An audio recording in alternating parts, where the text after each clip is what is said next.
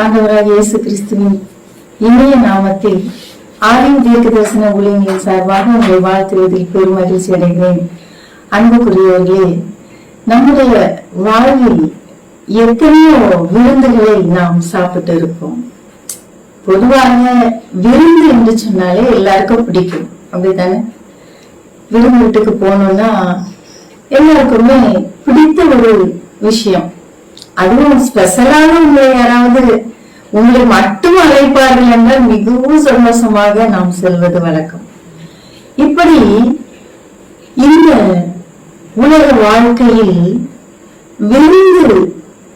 விருந்தோம்பல் என்று சொல்கிற ஒரு வார்த்தை மிகவும் அருமையான ஒரு வார்த்தையாக காணப்படுகிறது.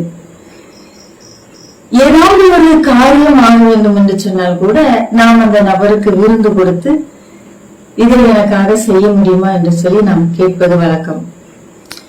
அப்படி பிரியமானவர்களே, தன் குடும்பத்துக்காக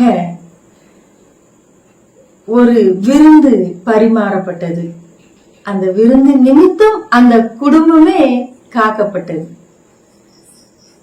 யார் அந்த விருந்தை செய்தது என்று பார்ப்போமா? வேறு யாருமே கிடையாது, லோத்து தான். ஆதியாகமம் 19ஆம் அதிகாரத்தில் சொல்லப்பட்டு இருக்கிறது.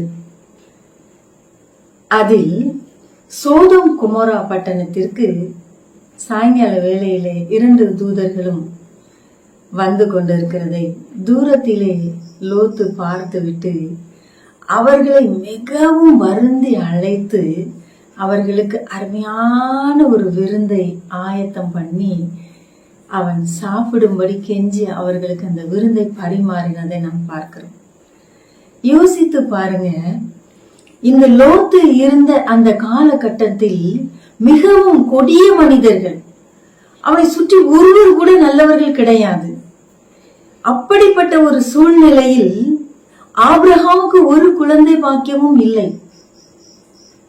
அப்பொழுது தேவன் ஈசாக்கை இந்த பூமியிலே கொண்டு வர வேண்டும் என்று ஒரு திட்டம் வைத்திருந்ததின் நிமித்தம் இந்த சோதம் குமோரா பட்டணத்தை கர்த்தர் அழிக்க வேண்டியதாய் போயிற்று. அப்படி அவர் அழித்தால் மாத்திரம்தான் இந்த ஈசாக்கு அந்த பாவ பூமியில் வளர முடியும் என்பது அவருக்கு தெரியும். ஏனென்றால் எவ்வளவோ பொறுமையோடு தேவன் அந்த மக்கள் மத்தியில இந்த லோத்துவை வைத்திருந்து அவன் சொல்லாமையா இருந்திருப்பான், இது பாவம், இதை செய்யக்கூடாது என்று சொல்லி. ஒரு நாளும் யாருமே லோத்துவுக்கு செவி கொடுத்ததே கிடையாது. ஆனால் லோத்துவுக்கு தெரியும், தேவன் ஒரு நாள் அல்லது ஒரு நாள் இந்த பூமியை அழித்து போடுவார் என்று சொல்லி. ஒரு பயம் மனதிற்குள் இருந்து கொண்டேதான் இருந்தது. ஆனாலும் அந்த தூதர்களை பார்த்தவுடன் அவர்களோடு அன்பாக பேசி, நிச்சயமாக நீங்க இந்த விருந்தில் கலந்து கொள்ள வேண்டும் என்று சொல்லி கொடுத்ததின் நிமித்தம் அவனுக்கு அருமையான காரியங்களை தேவன் செய்து கொடுத்தார். முதலாவது, அவனும் அவன் வீட்டாரும் காக்கப்பட்டார்கள். அவன் அந்த பாவ பூமியை விட்டு கர்த்தர் காண்பிக்கும் இடத்திற்கு போவதற்கு மனம் இல்லாமல் நின்று கொண்டிருந்தான். அப்பொழுது ஆதியாகமம் 19ஆம் அதிகாரம் 17ஆம் வசனம், வெளியே கொண்டு போய் விட்ட பின்பு, யார் தான் கொண்டு போய் விட்டாங்க? தேவதூதர்கள் தான் கொண்டு போய் விட்டாங்க. அவர்கள் விட்ட பின்பு அவர்கள் சொல்றாங்க, ஜீவன் தப்ப ஓடிப்போ, பின்னிட்டு பாராதே, இந்த சமபூமியில் எங்கும் நில்லாதே, நீ அழியாதபடிக்கு மலைக்கு ஓடிப்போ. முதலாவது காரியம், ஜீவன் தப்ப ஓடிப்போ என்று ஒரு வார்த்தையை அவர்கள் அவனுக்கு சொல்வதை நாம் பார்க்கிறோம். அருமையானவர்களே, இந்த உலக வாழ்க்கையில் நாம் வாழ்ந்து கொண்டிருக்கிறோம். நம்முடைய ஜீவனை தப்புவித்துக் கொள்ள நாம் ஓட அவசியம் காணப்படுகிறது. நாம் எப்படிப்பட்ட ஓட்டத்தை ஓடுகிறோம் என்பது மிக மிக முக்கியம். ஆவிக்குரிய வாழ்க்கையில் நாம் இருக்கிறோமா, கர்த்தரோடு ஓடுகிறோமாங்கிறது முக்கியம். பாவத்தோடு நாம் ஓடிக்கொண்டு இருப்போமானால் அதிக சாபத்தை நாம் வாங்கிக் கொள்வோம், ஒன்றுமே செய்ய முடியாது. நம்முடைய ஜீவனை தப்புவித்துக் கொள்ள இந்த பாவத்தை விட்டு ஓடிப்போ. புரிகிறதா? பாவத்தை விட்டு ஓடிப்போ. ஜீவன் தப்ப பாவத்தை விட்டு ஓடிப்போ. ஆனால் நாம் இன்றைக்கு பாவத்தை தண்ணி போல பருகி கொண்டு இதிலே ஒன்றும் தப்பில்லை, இது எல்லாரும் செய்கிற ஒன்றுதான் என்று நினைத்து கொண்டு இருக்கிறோம் இல்லையா?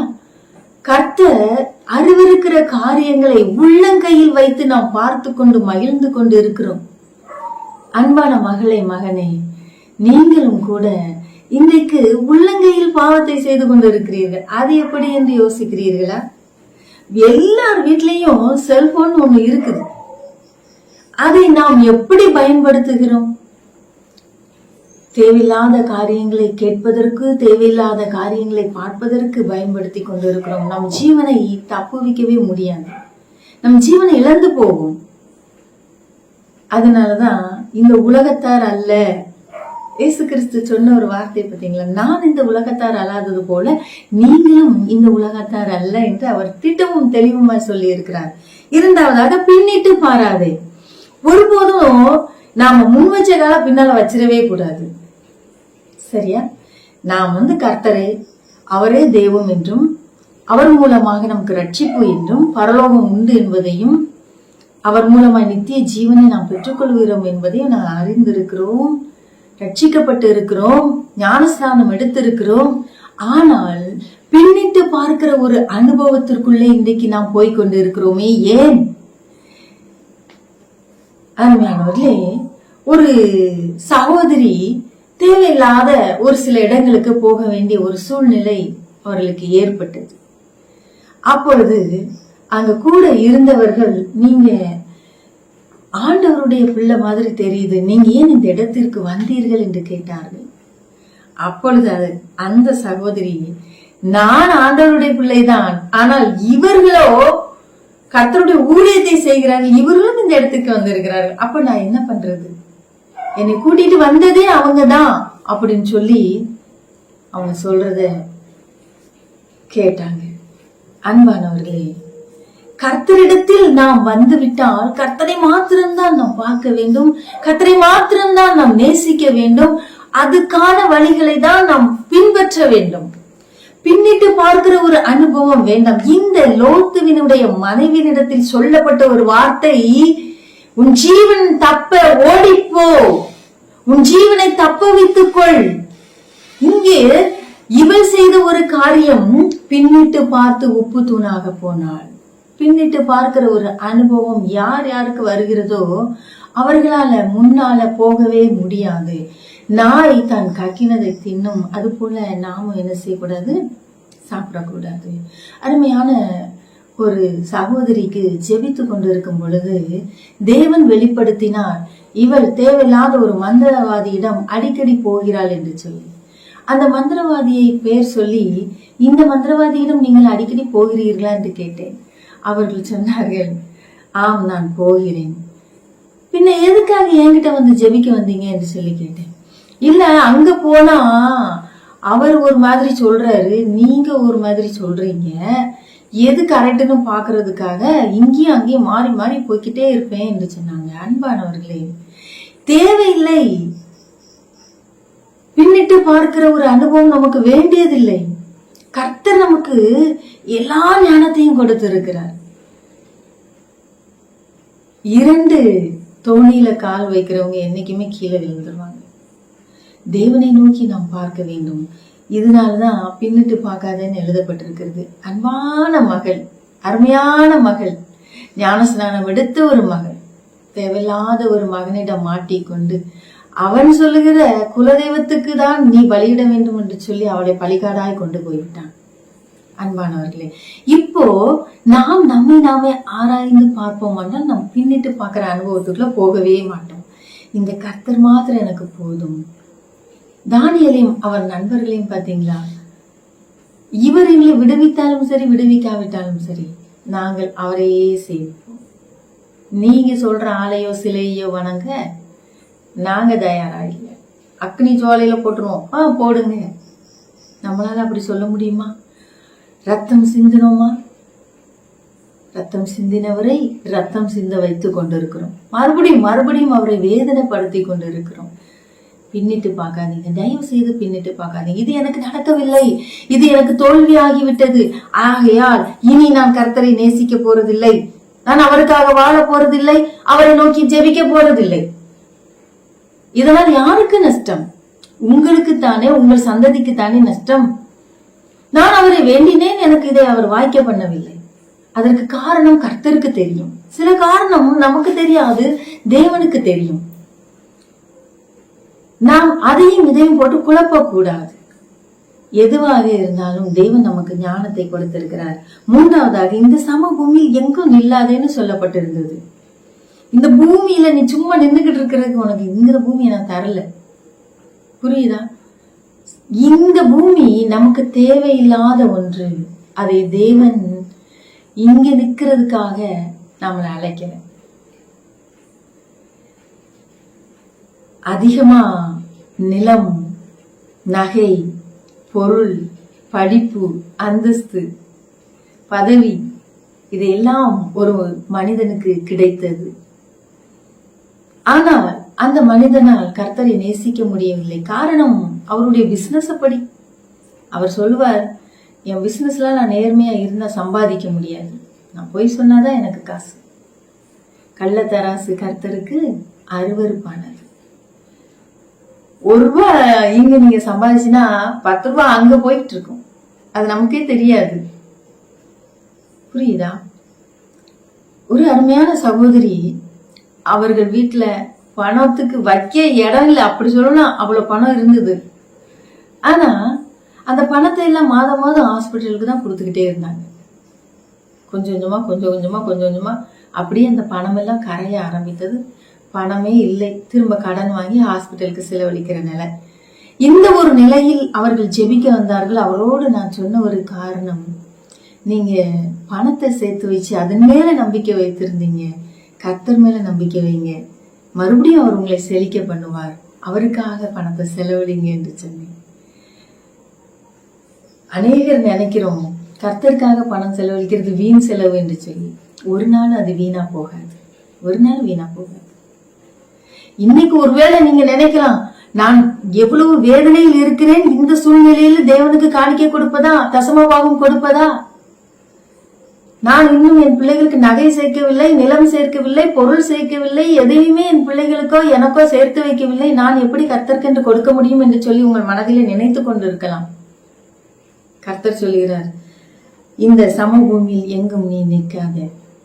இது நமக்கு தேவையில்லை. இது ஒரு வாடகை வீட்டுக்கு சமம். சீக்கிரமா இங்க இருந்து நாம எங்க போகிறோம்? நித்தியமான அந்த ராஜ்யத்துக்கு போக போகிறோம். பயப்படாதீங்க. இங்க நீங்க சேர்த்து வச்ச பொருளையும் கர்த்தர் உங்களுக்கு பாதுகாக்க கிருபை செய்வார். புரிகிறதா? நான்காவதாக, நீ அழியாதபடிக்கு மலைக்கு ஓடிப்போ என்று சொல்லப்பட்டது. நாம அழிஞ்சு போகாதபடிக்கு மலைக்கு தான் நம்ம என்ன செய்யணும்? ஓடி போகணும். அதுதான் யாரு? பிளக்கப்பட்ட கல்வாரி மலை. அருணாதர் இயேசு கிறிஸ்துவை பற்றி மாத்திரம்தான் அங்க சொல்லப்பட்டிருக்கிறது. பிளர்ந்ததாம் பாறையே நின்னில் ஞான் மறையட்டே,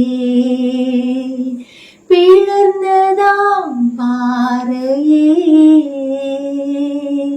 நின்னில் ஞான் மறையட்டே, சங்கீதமே എനിക്കാനന്ദമേ നിന്നിൽ ചാരിടുന്നവർക്ക് ആശ്വാസമേ, നിന്നാത്മബലം എനിക്കാനന്ദമേ, പിളർന്നതാം പാറയേ നിന്നിൽ ഞാൻ മറയട്ടെ, പിളർന്നതാം പാറയേ നിന്നിൽ ഞാൻ മറയട്ടെ. அருமையானவர்களே, அந்த பிளக்கப்பட்ட கண்மலையின் மீது நாம் நம்பிக்கை வைப்போம். அவர் மாத்திரம்தான் நம்மை காப்பாற்ற முடியும். தன் குடும்பத்துக்காக விருந்து பண்ணின லோத்துவை நினைத்து கொள்ளுங்கள். பின்னிட்டு பார்த்த அவன் மனைவி உப்பு தூணானதையும் நினைத்து கொள்ளுங்கள். இனி எந்த ஒரு சூழ்நிலையிலும் அந்த பாவத்தை நாம் செய்யக்கூடாது. இரண்டாவதாக தன் இனத்தையே காத்த ஒரு விருந்து, தன் இனத்தையே காத்த ஒரு விருந்து. அது யார் செய்தா உங்களுக்கு நல்லாவே தெரியும். எஸ்தர் அந்த விருந்தை துஷ்ட ஆமானுக்கும் அவள் கணவராகிய ராஜாவுக்கும் கொடுத்தார். முதல் நாள் விருந்தில் இருவரும் வந்தார்கள். அருமையான ஒரு விருந்து, அருமையான சாப்பாடு, சூப்பர். ராஜா கேக்குறாரு, எஸ்தர் ராஜாத்தி, இந்த அருமையான விருந்து என்ன கொடுத்திருக்க, உனக்கு என்ன வேணும்? ஆஸ்தியில் பாதி வேணாலும் கேள், நான் தரேன்னாரு. அவ ஒண்ணுமே கேட்கல. நாளைக்கு ஒரு விருந்து இருக்கு, அதுக்கு வாங்கன்னா. அதற்கிடையில் இந்த துஷ்ட ஆமான் அவன் துஷ்டத்தனத்தை விடவே இல்லை. மொர்தெகாய்க்காக அழகான ஒரு தூக்கு மரத்தை உண்டாக்குறாங்க. எப்படியாவது மொர்தெகாயை அந்த தூக்கு மரத்துல போட்டுருணும்னு சொல்லி. இங்க ராத்திரி ராஜாவுக்கு தூக்கமே வரல. உங்களை உயர்த்தணும்னா சிலருக்கு தூக்கத்தை கர்த்தர் வரவிடவே மாட்டார். உங்கள்கிட்ட பணத்தை வாங்கிட்டு ஏமாத்திட்டு போயிட்டாங்களா, அவங்களுக்கு தூக்கமே வராது. உங்களை நிம்மதியா இருக்க விட மாட்டேங்களா, அவங்களுக்கு தூக்கமே வராது. உங்களை வேதனைப்படுத்துறாங்களா, அவங்களுக்கு தூக்கம் வராது. சிலரை உயர்த்த சிலருக்கு தூக்கத்தை கடுப்பா இருக்கிறது. அப்படி அந்த தூக்கத்தை கெடுத்து அன்னைக்கு வெளிப்பட்டதுதான் மொர்தெகாய் இந்த ராஜாவினுடைய உயிரை காப்பாற்றினான் என்று. இந்த மொர்தெகாய்க்கு ஏதாவது செய்தோமா? ஒண்ணுமே செய்யவில்லை. ஏதாவது செய்ய வேண்டுமே. அப்பொழுதுதான் இவர் அங்க தூக்கு மரத்தை ரெடி பண்ணி வச்சுட்டு அப்படி ஜம்முன்னு வந்துகிட்டு இருக்கிறாரு. சரியா? எப்படி ரொம்ப பெருமையா? யார் அந்த முற்றத்துல உலாவுறது? ஐயா நான் தான். வாயா, ராஜா கணம் பண்ண விரும்புகிற மனிதனுக்கு எப்படியெல்லாம் செய்யலான்னு நீ ஒரு ஐடியா வச்சிருந்த, எனக்கு சொல்றியா? ராஜா கேட்க இவரும் சொல்லி எடுத்து விடுறாரு. ராஜா கணம் பண்ண விரும்புகிற மனுஷன் என்னைய தவிர வேற யாரும் இருக்க போறா? நான் தான் அப்படின்னு சொல்லி நினைச்சுக்கிட்டு இப்படி வரணும் அப்படி வரணும், ராஜ வஸ்திரம் கொடுக்கணும், ராஜ முடி கொடுக்கணும், ராஜா போற குதிரையை கொடுக்கணும், எல்லாத்தையும் கொடுக்கணும், காணா குறைக்கு ஒரு நபரை பக்கத்துல உட்கார வச்சு இவர் இப்படியாக கணம் பண்ணப்படுவார், ராஜா கணம் பண்ண விரும்புகிற மனிதனுக்கு இப்படியாக செய்யப்படும் சொல்லிட்டே கூவிக்கிட்டே தெருவா போகணும்ட்டான். முடிஞ்சா? இப்படிதான் யார் ஒருவர் உங்களை அழிக்க வேண்டும் என்று நினைக்கிறார்களோ அவர்கள் வாயாலே உங்களை புகழும்படி தெய்வம் செய்வார். கட்டாயம் நடக்கும். சந்தேகப்படுறீங்களா? விசுவாசிங்க. சந்தேகத்துல அப்படி தூக்கி போடுங்க. இன்னைக்கு நடக்கலன்னா எனக்கு போன் பண்ணுங்க. விசுவாசத்தோடு நீங்க இதை கேட்டீங்கன்னா கட்டாயம் கர்த்தர் உங்களுக்கு செய்வார். உங்களுக்கு செய்ய யாருக்கு செய்ய போறாரு? கர்த்தருக்காக நீங்க எல்லாத்தையும் செய்தீங்கன்னா, இதுவரைக்கும் நீங்க செய்தது தேவனுக்காகன்னா, கர்த்தருக்காக செய்த நன்மையை கர்த்தர் மறப்பாரா? மறக்கவே மாட்டாரு. அவர் மறக்கிற தேவன் அல்ல. யார் ஒருவர் உன்னை வெறுத்தார்களோ அவர்கள் உன் பட்சத்தில் வருவாங்க. அவர்களே உன்னை புகழ்ந்து பேசுவார்கள். அவர்களே உன்னை ஆசனத்தில் உட்கார வைப்பார்கள். போதுமா? அப்படிதான் இங்க நடந்துட்டு இருந்துச்சு. இவனுக்கு வெக்கம் தாங்க முடியல. அடாடாடாடாடா, இது எல்லாத்தையும் போய் மொர்தெகாய்க்கு செய்யன்னு சொல்லவும் நிம்மதி இல்லாம போயிருச்சு. ஏன் எதிரி? நான் அவனுக்கு தூக்கு மரத்தை ரெடி பண்ணி வச்சுட்டு வந்திருக்கேன். இவர் என்னடான்னா இவரை கொண்டு போய் இத்தனை வஸ்திரத்தையும் போட்டு எல்லாத்தையும் போட்டு என்னுடைய எல்லாத்தையும் அவனுக்கு அலங்கரிச்சு காணா குறைக்கு ராஜா ஏறுற வாகனத்தையும் கொண்டு போய் கொடுத்து தெருவா என்னையே சொல்ல விட்டுட்டாரு.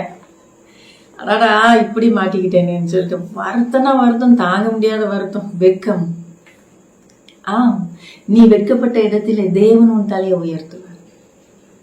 இந்த இடத்துல எனக்கு வெக்கம், கண்ணீர், பாடு, வெக்கத்தோடு வந்தேன் அப்படின்னு நினைச்சிட்டு இருக்கீங்களா?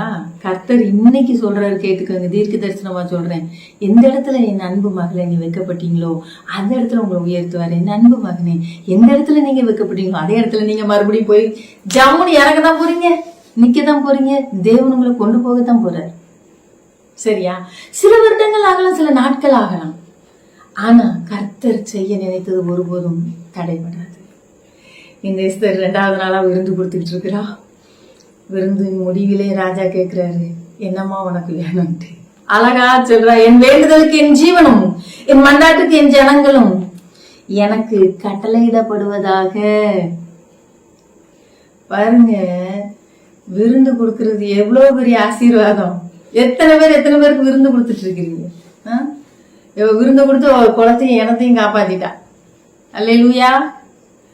சூப்பர் ஐடியா, எவ்வளவு அழகா வந்திருக்கு பாத்தீங்களா? ராஜாவுக்கு ஏற்படும் நஷ்டத்தை யாரு பாப்பான்னு கேட்டா. அப்படி யாரு எனக்கு நஷ்டத்தை உண்டாக்குறா? யாரு? இந்த துஷ்ட ஆமான். அதுலயும் இவன் நினைச்சான் இந்த அம்மா காலில் விழுந்தா நமக்கு ஏதாவது ஒரு ரெக்கமெண்ட் கிடைக்கும் நினைச்சிட்டு வந்து விழுந்தான். அங்க தப்பான ஒரு முடிவு வந்தது. அப்பயே அவனை மூடி போட்டு எந்த தூக்கு மரத்தை எந்த முருதைகாய கொல்லணும்னு நினைச்சிட்டு அவன் செஞ்சானோ அதே மரத்துல இவனை தூக்கி போட்டாங்க. எந்த வீட்டை அவன் அலங்கரிச்சு கட்டினானோ அந்த வீட்டை எஸ்தருக்கு கொடுத்தாங்க. என்னம்மா எல்லாத்தையும் என்கிட்ட இருந்து எடுத்துக்கிட்டாங்க. என் பொருளெல்லாம் போச்சு, என் நகையெல்லாம் போச்சு, என் நிலெல்லாம் போச்சு, என் பணத்தை எடுத்துக்கிட்டாங்க. எங்க போயிட முடியும்? எங்கேயும் போக முடியாது. தேவன் அதை திரும்ப உங்களுக்கு தருவார். நிச்சயமாக அதை உங்களுக்கே கொடுப்பார். இனி கவலைப்பட வேண்டிய அவசியமே இல்லை. நீங்க ஒண்ணு மாத்திரம் செய்யுங்க, கர்த்தரை நோக்கி பாருங்க. மூன்றாவதாக, உலக மீட்புக்காக ஒரு விருந்து. தன் குடும்பத்துக்காக, தன் இனத்துக்காக, உலக மீட்புக்காக ஒரு விருந்து. ஏசாயா தீர்க்கதரிசியின் புஸ்தகம் 25ஆம் அதிகாரம் 6ஆம் வசனம், சேனைகளின் கர்த்தர் இந்த மலையிலே சகல ஜனங்களுக்கும் ஒரு விருந்தை ஆயத்தப்படுத்துவார். கொழுமையான பதார்த்தங்களும் பழமையான திராட்சை ரசமும் ஊனும் நிலமுள்ள பதார்த்தங்களும் தெளிந்த பழமையான திராட்சை ரசமும் நிறைந்த விருந்தாகும். ஐயோ, இத வாசிக்க இந்த உள்ளம் அப்படியே உடைக்கப்பட்டது. பிரியமானவர்களே, யோசித்து பாருங்க. கொழுமையான பதார்த்தம், பழமையான திராட்சை ரசம், ஊனும் நிலமுள்ள பதார்த்தம், தெளிந்த பழமையான திராட்சை ரசம், நிறைந்த ஒரு விருந்து. அதைத்தான் அவர் நமக்கு கொடுத்தார். அவர் தன்னுடைய சரீரத்தையே நமக்காக கொடுத்தார். இப்படிப்பட்ட ஒரு விருந்து எங்கேயாவது நம்ம பார்த்திருப்போமா? எங்க அப்பா கொடுத்தாங்க.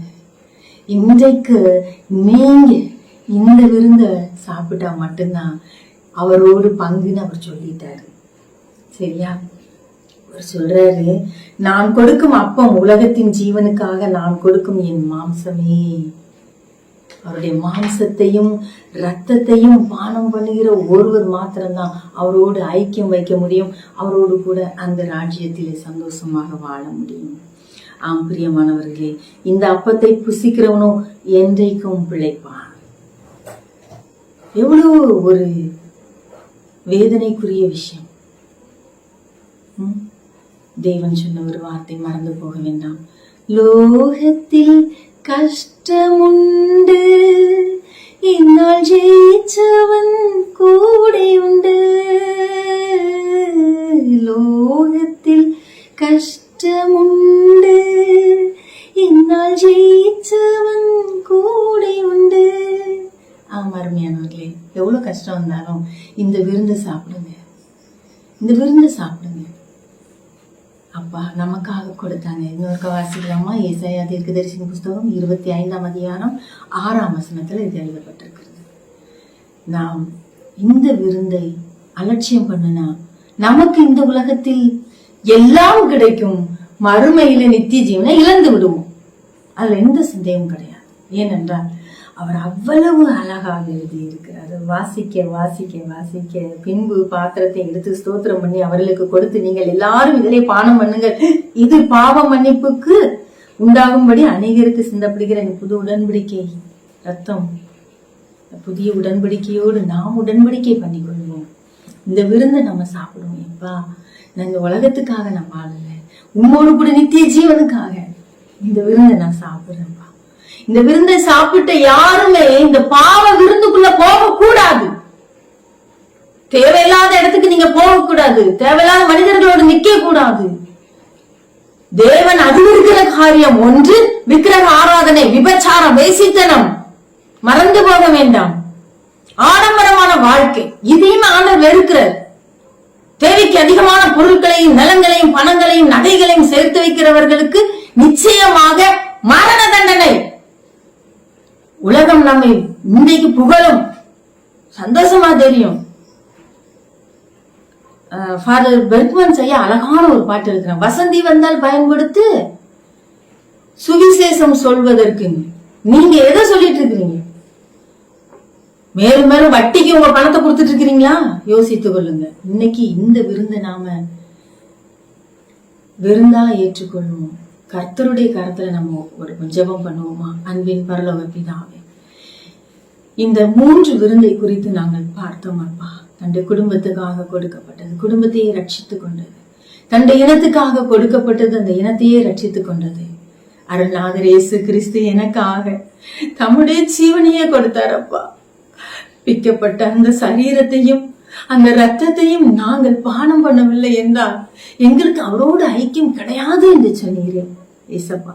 இதை பார்த்து கொண்டு இதை கேட்டுக்கொண்டு இருக்கிற ஒவ்வொரு பிள்ளைகளுக்காக ஜெபிக்கிறேன். பின்னிட்டு பார்த்து விட்டேனே, என் மனம் இப்படி போய்விட்டதே, என் வாழ்க்கை இப்படி நஷ்டமாகிவிட்டது என்று நினைத்து கொண்டிருக்கிற அன்பு பிள்ளைகளே, கர்த்தருடைய கரம் உங்களை தொடுகிறது. முடிந்தது துக்க நாட்கள். இன்றைக்கு இயேசுவின் ரத்தத்தையும் அவருடைய சரீரத்தையும் நீங்க உணவாக உண்டு கொள்ளுங்கள். அவர் கொடுக்கும் ஜீவனை பெற்றுக் கொள்ளுங்கள். அவருக்காக ஜீவனோடு வாழ்ந்து அந்த நித்திய ஜீவனை நீங்க பெற்றுக் கொள்ளுங்கள். கர்த்தர் உங்களோடு கூட இருக்கிறார். கர்த்தர் உங்களோடு கூட இருக்கிறார். மகாலட்சுமி, தேவன் உன்னை ஆசீர்வதிக்கிறேன் என்று சொல்லுகிறார். உன் பிள்ளையின் கட்டை தேவன் கட்டவிழ்க்கிறார். வாய் பேச முடியாமல், கால் நடக்க முடியாமல் போன உன்னுடைய குழந்தைக்காக நின்று கொண்டு இருக்கிறீங்க. கர்த்தர் இந்த நாள் அந்த கட்டுகளை கட்டவிழ்த்தேன் என்று சொல்லுகிறார். ஹாஸ்பிட்டல்ல பிரசவ வேதனை பட்டு கொண்டிருக்கிற பிள்ளைக்காக ஜெபித்து கொண்டு இருக்கிற மரகதம், தேவன் சுகப்பிரசவத்தை கட்டளையிடுவேன் என்று வாக்கு கொடுக்கிறார். பொல்லாத பிசாசின் பிடியில் சிக்கிவிட்டு உன் கணவருக்காக ஜெபித்துக் கொண்டிருக்கிற மேரி மேக்டலின், உங்களையும் கூட கர்த்தர் சந்திக்கிறார். இந்த நேரத்துல அந்த கணவரை மாற்றுறேன்னு சொல்றாரு. பிரபு, உங்களுடைய காரியத்தை தேவன் பொறுப்படுத்திக் கொண்டேன் என்று சொல்லுகிறார். இன்னைக்கு நிறைய பேர் தேவனிடத்துல ஒப்பு கொடுத்து ஜெபித்து கொண்டிருக்கிறீங்க. அப்பா, எனக்காக விருந்தாக நீங்க வந்தீங்க, அதை நான் மறக்க மாட்டேன், நான் சாப்பிட்டு ஜீவனை பெற்றுக்கொள்வேன். ஒப்பு கொடுத்த ஒவ்வொருவரையும் கர்த்தர் ஆசீர்வதித்து காத்து இந்த நாள் முதல் உங்களுக்கு ஆசீர்வாதத்தை கட்டளையிடுவார். அப்பா, இந்த பிள்ளைகளை ஆசீர்வதிக்கிறேன். பொல்லாத சத்துருவை இயேசுவின் நாமத்தில் இவர்கள் மீது இருக்கிறவன் கையை எடு என்று கட்டளையிடுகிறேன். இன்றைக்கு விடுதலையாக்குகிறேன். சுகத்தை கட்டளையிடுகிறேன். குடும்பத்தில் நிம்மதி சமாதானம் உண்டாகட்டும். பிள்ளைகளுடைய வாழ்க்கை எல்லாம் செழிக்கட்டும். வரவேண்டிய பணம் வரட்டும். திருமண காரியம் தடை மாறட்டும். குழந்தை வாக்கியம் உண்டாகட்டும். வீடு கட்டப்படட்டும். வியாதி மறையட்டும். இயேசுவின் நாமத்தில் நிம்மதி சமாதானம் உண்டாகட்டும். இயேசுவின் நாமத்தில் ஜெபிக்கிறோம் நல்ல பிதாவே. ஆமீன், ஆமீன். அன்பானவர்களே, எங்களோடு தொடர்பு கொள்ளுங்கள். தொடர்ந்து உங்களுக்காக நாங்கள் ஜெபிக்க ஆயத்தமாக இருக்கிறோம். ஆமீன். அல்லேலூயா.